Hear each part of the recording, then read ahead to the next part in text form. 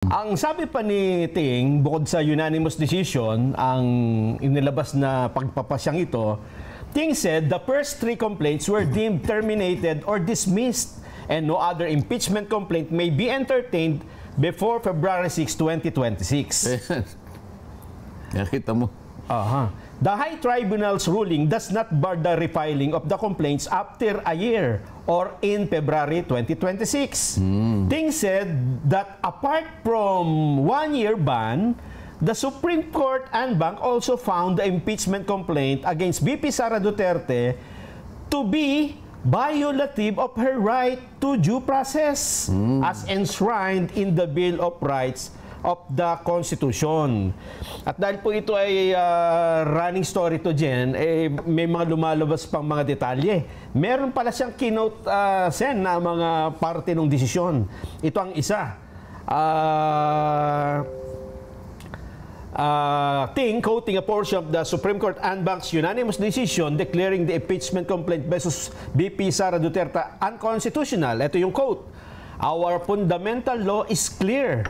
The end does not justify the means. Ito pa po yung isang quote. There is a right way to do the right things at the right time. This is what the rule of just law means. This is what the fairness or due process of law means even for impeachment. Tama naman yun eh. Alam mo kung saan kinuha yan kahit di pa natin nababasa yung kabuuan ng desisyon ng Korte Suprema. Nakalagay sa mismong tuntunin ng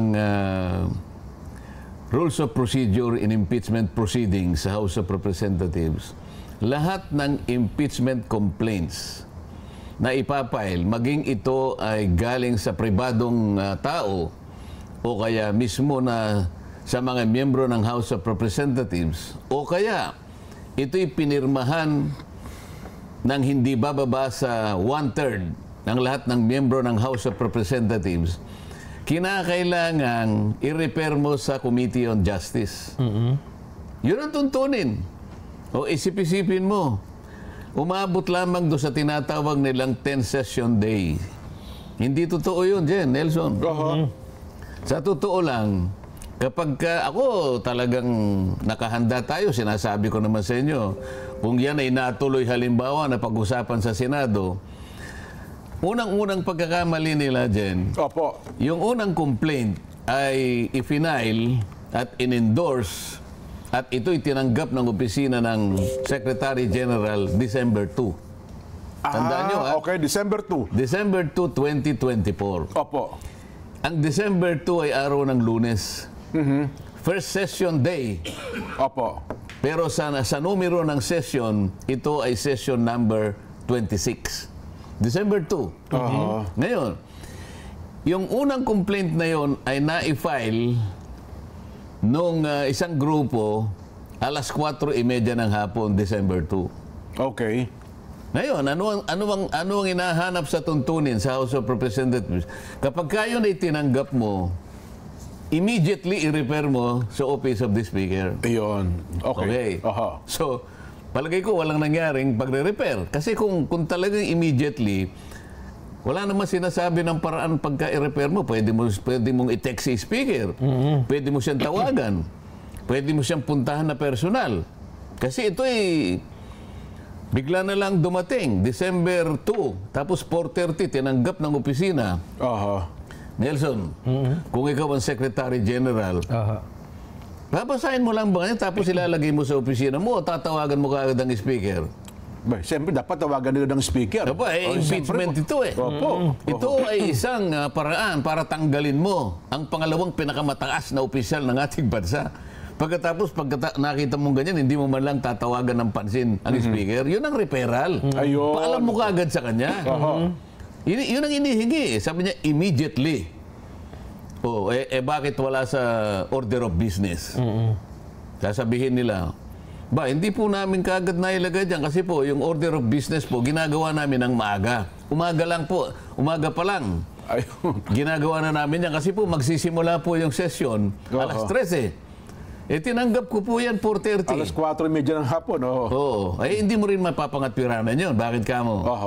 Kasi, pangkaraniwan na sa amin, pag may biglang dumating na ganyan na napaka-importanting bagay, at nirepair mo kagad sa opisina ng speaker, opo. sa 7 speaker, sige, isama mo additional reference of business. Ayun, so pwede naman palang gawin yun. Pwede mo gawin May kapabalian naman pala Ang totoo niyan, yung apat na yan, nung i-repair nila doon sa sinasabi nilang 10th session day, Opo. yun ang February 5. Ayun.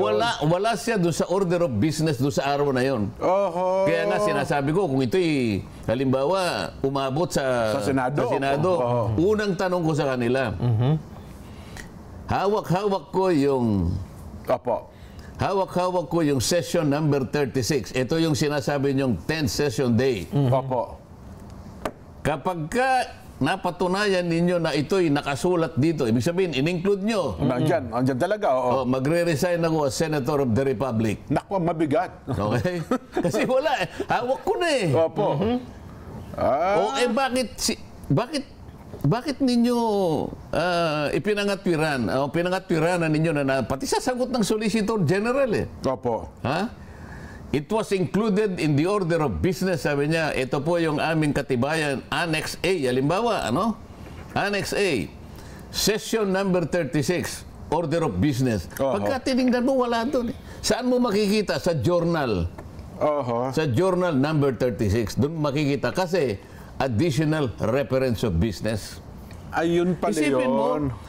balikan natin mo yung December 2. What is so spectacular about December 2? Pagka tiningnan mo, dalawang panukalang batas lang ang binasa on first reading. Dalawa lang. Walang hindi masyadong busy yung araw na yun. Okay. Yung December 2, ha? Opo. Pangkaraniwan, Jen. Opo, Monday yun. Lalo na yung nag-uumpisa kami yung mga ganito. Opo. Halos 100 ang babasa. Kaya mahaba yung session eh.